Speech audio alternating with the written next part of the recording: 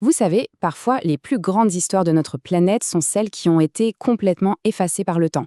Aujourd'hui, on part en mission, on mène l'enquête sur un monde perdu, une chaîne de montagnes absolument colossale qui a tout simplement disparu il y a des centaines de millions d'années. C'est l'histoire des montagnes fantômes de la Pangée. Alors, rembobinons. Il y a environ 300 millions d'années, la quasi-totalité des terres de notre planète était soudée en un seul supercontinent, la Pangée. Et ce qui tenait ensemble ce puzzle gigantesque, eh bien, c'était une chaîne de montagnes, aussi haute, aussi imposante que l'Himalaya aujourd'hui. On l'appelle la ceinture varisque.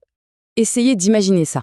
Une chaîne de montagnes qui s'étire sur plus de 6000 kilomètres. Elle reliait ce qui allait devenir l'Amérique du Nord, l'Europe, l'Afrique. C'était une cicatrice monumentale, la preuve d'une collision titanesque entre continents. Sauf qu'aujourd'hui, plus rien. Ces sommets ont été rasés.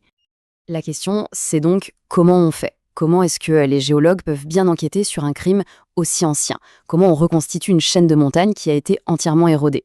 C'est le mystère qu'on va tenter de percer ensemble. Allez, on plonge dans cette enquête géologique. Et comme dans toute bonne enquête, la première étape, c'est de trouver la scène du crime, l'endroit où les indices les plus importants sont encore là, préservés. Et cet endroit, eh bien, c'est le Maroc. Alors pourquoi le Maroc? Justement parce que, comme le soulignent les recherches, c'est le seul morceau de cette ancienne chaîne de montagnes qui est resté directement connecté au supercontinent du Gondwana, dont l'Afrique faisait partie. C'est donc là qu'on va chercher nos indices. Une fois sur place, nos détectives géologues se concentrent sur 3 zones bien précises, 3 domaines, comme ils disent. Il faut voir chacune de ces zones comme un témoin qui va nous raconter une partie différente de l'histoire de la Grande Collision. Prenons l'Anti-Atlas, par exemple. C'est ce qu'on appelle l'avant-pays.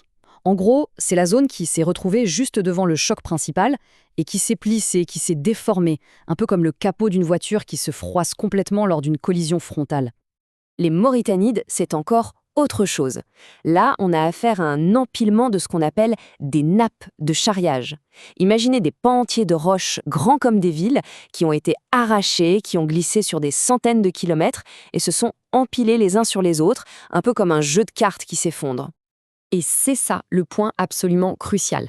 Le Maroc est unique en son genre. Il n'a pas été disloqué et séparé par l'ouverture de l'océan Atlantique comme les autres morceaux de la chaîne. Il a gardé en mémoire la connexion originale.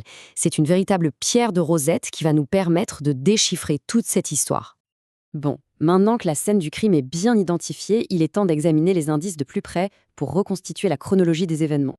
Fait intéressant, l'histoire ne commence pas par un choc, mais tout le contraire, par un étirement. Pendant des millions d'années, le bord du continent Gondwana s'est étiré, il s'est amici, il s'est fracturé. C'était une côte plutôt calme, un peu comme la côte est des États-Unis aujourd'hui. Et puis, tout a changé. Les plaques ont inversé leur course, l'océan a commencé à se refermer, la pression a monté, jusqu'à la collision cataclysmique du Carbonifère. Et de cette première phase, on a des preuves bien visibles. Cette photo, c'est une paléofaille. C'est une ancienne fracture dans la croûte terrestre qui date du Dévonien. C'est la preuve irréfutable de la tension, le cliché avant la grande compression. Alors face à une pression aussi monstrueuse, la croûte terrestre a, disons, 2 façons de réagir. Soit seules les couches du dessus, les plus tendres, se plissent, c'est un peu comme un tapis qui glisse et fait des plis sur un sol dur, c'est ce qu'on appelle la déformation mince. Soit le choc est tellement violent que même le socle continental, la base rocheuse profonde, se fracture. Et ça, c'est la déformation épaisse. Et cette coupe géologique, elle illustre ça parfaitement. Regardez bien. On voit clairement que les failles ne s'arrêtent pas à la surface. Elles plongent en profondeur. Elles cassent le socle lui-même en soulevant d'énormes blocs de la croûte la plus ancienne et la plus rigide. Pour se donner une idée des forces en jeu, les études montrent que certaines roches ont été enterrées à plus de 15 km sous la surface. 15 kilomètres! C'est une pression juste inimaginable, assez pour littéralement transformer la pierre, changer sa structure cristalline et la faire plier comme de la pâte à modeler. Bon, maintenant qu'on a tous ces indices, voyons comment ils permettent de reconstituer le puzzle et de résoudre l'énigme. Et voilà le moment eureka de l'enquête. En étudiant la géologie des 2 côtés de l'Atlantique, les scientifiques ont réussi à remonter le temps. Cette reconstitution, c'est un peu comme rembobiner un film. Elle nous montre comment la péninsule ibérique, donc l'Espagne et le Portugal, et le Maroc étaient parfaitement connectés, juste avant que l'océan ne vienne les séparer. Alors quel est le verdict? Eh bien, l'analyse menée au Maroc a permis de redessiner complètement les cartes de l'époque.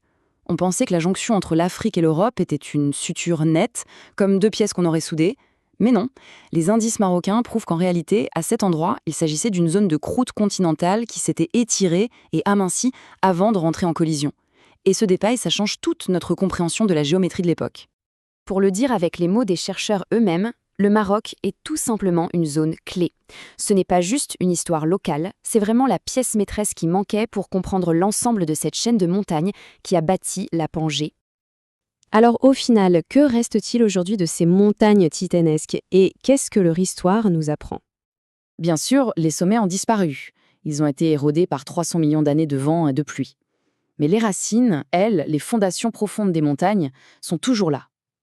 Cette image, par exemple, montre des roches qui se trouvaient à des kilomètres sous terre, plissées, tordues par la pression de la collision.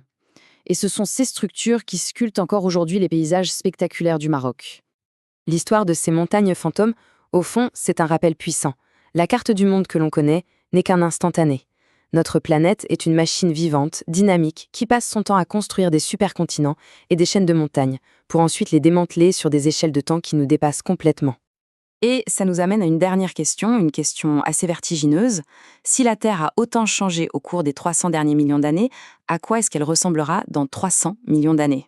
Quels seront les nouveaux continents, les nouveaux océans, et quelles seront les prochaines montagnes fantômes qui attendent d'être créées?